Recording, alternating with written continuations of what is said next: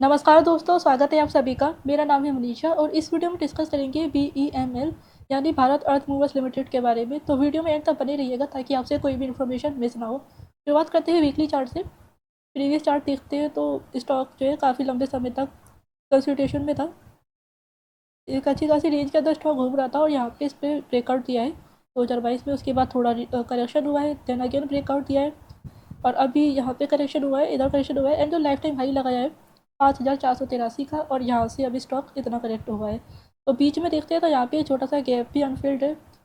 Daily chart पे देखते हैं तो अगर लेवल्स की बात करते हैं पहले, तो देखिए यहाँ पे एक लेवल बन रहा है। यहाँ पे स्टॉक ने सपोर्ट लिया है, यहाँ पे इलेक्शन डे वाला ब्रेकडाउन था, यहाँ पे स्टॉक सपोर्ट लिया है और यहाँ पे सपोर्ट लेता हुआ दिख रहा है। इसके नीचे जो हमारे लिए लेवल बनेगा इंपॉर्टेंट, वो यहाँ पे बनेगा। यहाँ पे रेजिस्टेंस लिया है, यहाँ पे सपोर्ट लिया है। अगर हम देखते हैं तो डेली चार्ट में जो है स्टॉक यहाँ पे भी इस जो सपोर्ट था, इस सपोर्ट के थोड़ा नीचे जा चुका है और यहाँ पे अभी एक तरह से एक रेंज में घूम रहा है इस तरह से कुछ। तो अब यहाँ पे स्टॉक जो है थोड़ा कंसिडरेट कर सकता था, बट कंसिडरेट नहीं किया है। स्टॉक यहाँ पर आया है और वापस से ऊपर निकल गया है। इसको हटा देते हैं। अब तो देखिए डेली चार्ट में देखते हैं कि यहाँ से रिवर्सल का साइन दे रहा है स्टॉक, और वीकली चार्ट पे देखते हैं तो ये गैप ही अनफिल्ड है और यहाँ पे जो है हैमर बना रहा है। अब इसके आगे इस वीक कैंडल क्लोज होने का वेट करना है हमें, क्योंकि ये सपोर्ट जो काफ़ी इंपॉर्टेंट है। यहाँ पे मल्टीपल रेसिस्टेंस है और सपोर्ट है और इसके नीचे अगर स्टॉक निकलता तो यहाँ तक आ सकता था या फिर यहाँ पे समथिंग इस जोन में कंसिडर कर सकता था, जहाँ पे इसने जो है रेजिस्टेंस भी लिया हुआ है और सपोर्ट भी लिया हुआ है। पर स्टॉक यहाँ से अगर ऊपर जाता है तो स्टॉक कहाँ तक आएगा कि यहाँ पे जो गैप है ये एक लेवल की तरह काम कर सकता है। जो डेली चार्ट है और बड़े टाइम फ्रेम पे जो है गैप्स मोस्टली फिल होते हैं, कॉमन गैप्स जो होते हैं। और अगर गैप्स को फिल करने आता है स्टॉक तो गैप जो है एक इंपॉर्टेंट सपोर्ट की तरह काम कर सकता है। तो यहाँ पे आके अगर स्टॉक घूम सकता है वापस, तो यहाँ पे हमें वॉच करना होगा कि कैसा प्रेजेंटेशन बनता है। और अगर इस गैप के ऊपर स्टॉक निकलता है तो देन हम अपना लाइफ टाइम हाई का टारगेट रखेंगे। अभी के लिए तो हम देखते हैं यहाँ से अगर स्टॉक ऊपर निकलता है तो लाइफ टाइम हाई जाता है अगर स्टॉक, तो 43% की रिटर्न इजीली बन जाएगी, जो कि काफ़ी अच्छी ज़्यादा अच्छी रिटर्न है। एंड गैप फिल करने तो स्टॉक डेफिनेटली आएगा, तो यहाँ तक हमें जो है वेट करना है और उसके बाद में यहाँ पे कैसा प्रेजेंटेशन बनता है, गैप जो है सपोर्ट की तरह काम करता है या इस सपोर्ट को ब्रेक करके स्टॉक ऊपर जाता है, ये हमें आगे देखना होगा। एंड वीकली चार्ट में जो हमें पहले कैंडल की क्लोज होने का वेट करना है, क्योंकि स्टॉक यहाँ से वापस ना घूम जाए, इसके ऊपर जाना चाहिए। तो अब फाइनेंशियल्स की बात कर लेते हैं। मिड कैप कंपनी है ये, 15,812 करोड़ का मार्केट कैप है। पी 55.2 का है, इंडस्ट्री पी 77.5 का है। तो वैल्यूशन ठीक है। इंडस्ट्री पी के मुकाबले ROC अच्छा है, 50.2% का। ROE 11% का है। बुक वैल्यू 5.9 की है। डेट फ्री कंपनी है, 0.03 का डेट है। कंपनी के बिजनेस की बात करते हैं तो इसका जो बिजनेस है बेसिकली तीन पार्ट्स में डिवाइडेड है इसका बिजनेस।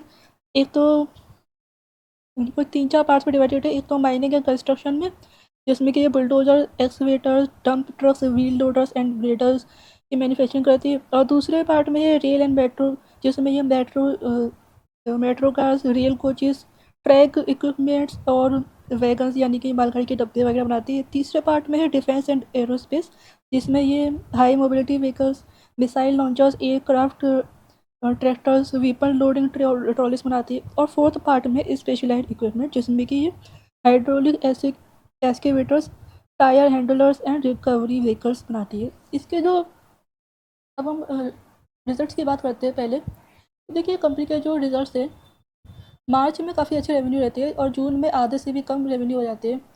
सेम हाल पिछले साल भी था और 2022 में भी मार्च में 1684 करोड़ की रेवेन्यू थे, जो कि जून में घट के 669 करोड़ के हो गए। और साथ में जो है मार्च के प्रॉफिट्स भी हाईएस्ट रहते हैं, जबकि जून में लॉस बुक करती है कंपनी।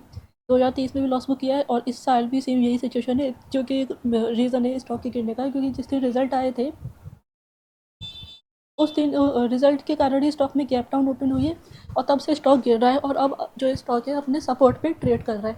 तो देखिए इसके गिरने का जो रीज़न है बेसिकली, इसके जो रेवेन्यू कम रहती है जून में, तो उसका बेसिक रीज़न तो यही कि इसके जो क्लाइंट्स हैं वो के क्लाइंट्स जो है उनमें गवर्नमेंट से रिलेटेड कंपनीज है, जैसे कि डिफेंस सेक्टर में इंडियन आर्म फोर्सेस और डिफेंस PSUs कंपनीज, और माइनिंग और कंस्ट्रक्शन सेक्टर में जो इनके क्लाइंट्स है उसमें मेन क्लाइंट्स है coal India, steel authority of India and rail and metro में Indian railways, Delhi metro rail corporation, Bahrain metro. ये सभी जो है गवर्नमेंट क्लाइंट्स है। तो इसके जो क्लाइंट्स हैं वो बेसिकली गवर्नमेंट है, गवर्नमेंट कंपनीज हैं, PSU companies, public sector companies है। तो इस और ये कंपनी खुद भी पीएसयू कंपनी है, इसके जो प्रमोटर्स में है वो गवर्नमेंट है। तो जो गवर्नमेंट से रिलेटेड कंपनीज होते हैं उनके साथ ये सिचुएशन रहती है कि मार्च में जनरली उनके रेवेन्यू ज़्यादा रहते हैं और जून में रेवेन्यू कम रहते हैं, बिकॉज फाइनेंशियल एंड होता है। तो गवर्नमेंट को जो प्रोजेक्ट है वो फाइनेंशियल एंड होने से पहले मार्च में कंप्लीट करने होते हैं। तो मार्च में ज़्यादा प्रोजेक्ट्स रहते हैं तो रेवेन्यू ज़्यादा रहता है। और जून में जो प्रोजेक्ट्स है वो पहले कंप्लीट करते गए तो अगले साल का बजट, जो नया बजट बनाना होता है, तो उसकी जो प्रोजेक्ट्स रहते हैं वो धीरे धीरे आते हैं। एंड मार्च में जो दिसंबर तक अच्छे जो प्रोजेक्ट्स मिलते हैं ज़्यादा से, और मार्च में जो पेंडिंग प्रोजेक्ट्स होते हैं उन्हें ख़त्म करना होता है क्योंकि बजट जो है एलोकेट करना होता है पूरा। तो ये चीज़ है। अब इसके अलावा कंपनी को लॉस भी होता है इसमें, जबकि बाकी गवर्नमेंट कंपनीज के साथ रेवेन्यू कम होने के बाद जो प्रॉफिट्स तो एटलीस्ट कर ही लेती है। बट ये कंपनी जो है ना, ये जून में लॉस भी करा है इसने 70 करोड़ का। तो देखिए इसके लॉस का एक्चुअली रीज़न क्या है कि ये वाला जो क्वार्टर है इसमें 634 करोड़ की तो इन्होंने सेल्स करी है, ऑपरेटिंग इनकम जो है। उसके अलावा रॉ मटेरियल कंजम्पशन में 376 करोड़ रुपये लगे। पिछले साल, पिछले क्वार्टर में 1513 करोड़ का रेवेन्यू था, जिसमें कि रॉ मटेरियल की जो कॉस्ट आई थी वो 844 करोड़ की आई थी। यानी कॉस्ट तो कम हुई है, कम होगी इनकम कम होने की वजह से, बट जो बाकी खर्चे इंक्रीज डिक्रीज इन स्टॉक्स, तो इसका मतलब बेसिकली होता है कि इसमें स्टॉक का मतलब स्टॉक का प्राइस नहीं है, इसका मतलब है इन्वेंट्री में जो इन्वेंट्री में माल पड़ा हुआ है वो, उसमें -65 करोड़ रुपये है। तो -65 करोड़ रुपये का मतलब ये है कि जो कंपनी ने प्रोडक्ट्स बेचे हैं वो ज़्यादा है उन प्रोडक्ट्स से जो उसने बनाए हैं या फिर जो रॉ मटेरियल परचेज़ किया है। तो जो प्रोडक्ट परचेज़ किए उससे ज़्यादा प्रोडक्ट सेल किए, तो उसके लिए जो है कंपनी के पास जो पहले से इन्वेंट्री में स्टॉक था वहाँ से इन्होंने बेचा है। तो वैसे ये पॉजिटिव साइन है क्योंकि इससे -65 करोड़ की इनकम में ये एक्सपेंस में काउंट हुआ है, माइनस हुआ है, तो यानी कि एक्सपेंस घटा है क्योंकि पहले से जो प्रोडक्ट्स थे उसमें से निकाल के बेचा है, तो इसलिए जो है पोटेंशियल लॉस कम हुआ है कंपनी को। उसके अलावा इनकी जो एम्प्लॉय कॉस्ट है वो देखिए फिक्स रहती है।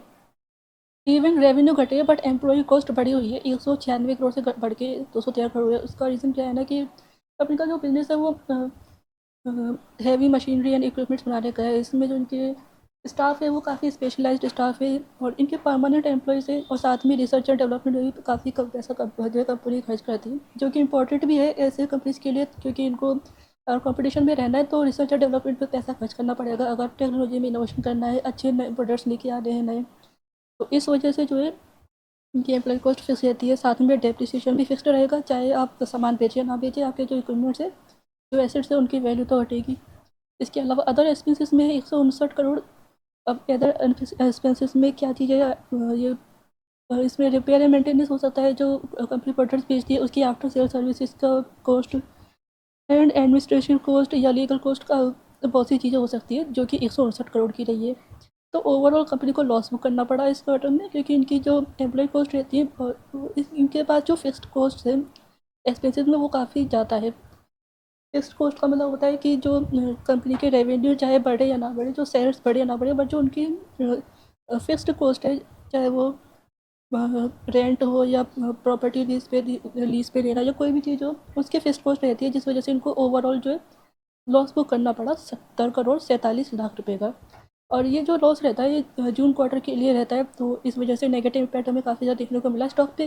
अब देखिए अगले क्वार्टर में अगर हम देखें तो सितंबर का क्वार्टर रहेगा, और सितंबर क्वार्टर के जो प्रॉफिट्स है वो लगातार बढ़ रहे हैं, 11 से 16 करोड़ और 16 से 52 करोड़। तो इस बार के जो प्रॉफिट्स है कि वो एक्सपेक्ट कर सकती है कि 60-70 करोड़ के होने चाहिए, और उसके बाद दिसंबर के जो प्रॉफिट आगे बढ़ के देखने को मिलेंगे, और मार्च के तो डेफिनेटली बढ़ के देखने को मिलेंगे हमें। एंड ईयरली बेसिस पे हम देखते हैं तो देखिए कोविड के टाइम पे इनकी रेवेन्यू कम हुए थे, एंड उसके बाद जब सिचुएशन ठीक हुई तो रेवेन्यू बढ़े, बट पिछले साल फिर से रेवेन्यू कम हुए थे 3,899 करोड़ के, एंड इस बार वापस से बढ़ना शुरू हो गए है रेवेन्यू। इसके अलावा ओपीएम की बात करते हैं तो ओपीएम हाईएस्ट है 11% का इस बार। एंड नेट प्रॉफिट्स की बात करते हैं तो 2019 में इनके नेट प्रॉफिट घटे थे, और कोविड के कारण जो है घटे हुए रहे 3 साल तक। उसके बाद देखते हैं तो जो नेट प्रॉफिट्स है वो बढ़ना शुरू हुए, जैसे और 2023 में रेवेन्यू घटने के बाद भी प्रॉफिट्स बढ़े हुए, बिकॉज इनका जो मार्जिन है वो बढ़ रहा है लगातार, और इस बार का जो मार्जिन रहा है वो 11% रहा है, जो कि हाईएस्ट एवर है। कंपनी जब से स्टेब्लिश हुई है तब से अगर हम देखें तो पिछले 10-11 साल का रिकॉर्ड देखते हैं तो हाईएस्ट ओपीएम है जो कि काफ़ी अच्छा है, और रेवेन्यू भी अच्छे खासे है, जिससे जो हमको नेट प्रॉफिट देखने को मिल रहे हैं वो 282 करोड़ के देखने को मिल रहे हैं। डिविडेंड 30% का किया है कंपनी ने पे आउट। बैलेंस शीट में देखते हैं तो रिजर्व 2626 करोड़ के, और रिजर्व्स भी लगातार बढ़ते जा रहे हैं। डेट ऑलमोस्ट ख़त्म कर दिया है कंपनी ने, अब 71 करोड़ का डेट है। रेशियोज़ की बात करते हैं तो देखिए 15% का आरओसी रहा है इस बार का, और प्रीवियस अगर हम देखते हैं रिटर्न्स कोई ज़्यादा अच्छे नहीं थे, और इस बार का जो आरओसी रहा है वो काफ़ी अच्छा रहा है। और इन्वेस्टर्स में, प्रोमोटर्स में गवर्नमेंट है 54%। एफ की बात करते हैं तो ये 2.8% से बढ़ के 6.7% हुए। पी आई आई 21.78% से बढ़ के 20.40% हुए, 1% से घटे हैं ऑलमोस्ट। और पब्लिक जो है 21.39 से घट के 19.08% हुई है। तो देखिए ओवरऑल अगर हम देखें क्वार्टरली बेसिस पे थोड़ी पब्लिक बढ़ी है, एंड या अगर ईयरली बेसिस पे देखें 2021 के बाद से हम देखते हैं तो 2% से पब्लिक जो है घटी हुई है। तो आई थिंक इतनी ज़्यादा पब्लिक भी नहीं है, एंड स्टॉक भी काफ़ी अच्छा है। तो इस वीडियो में बस इतना ही। आई होप कि वीडियो आपको अच्छा लगा होगा। अगर वीडियो आपको अच्छा लगा है तो वीडियो को लाइक कर दीजिए, और चैनल पर नए हैं तो चैनल को सब्सक्राइब कर दीजिए। कोई भी क्वेश्चन है या किसी और स्टॉक से वीडियो चाहिए तो कमेंट जरूर कर दीजिए, आपको रिप्लाई जरूर मिलेगा। थैंक यू फॉर वॉचिंग, मिलते हैं नेक्स्ट वीडियो में।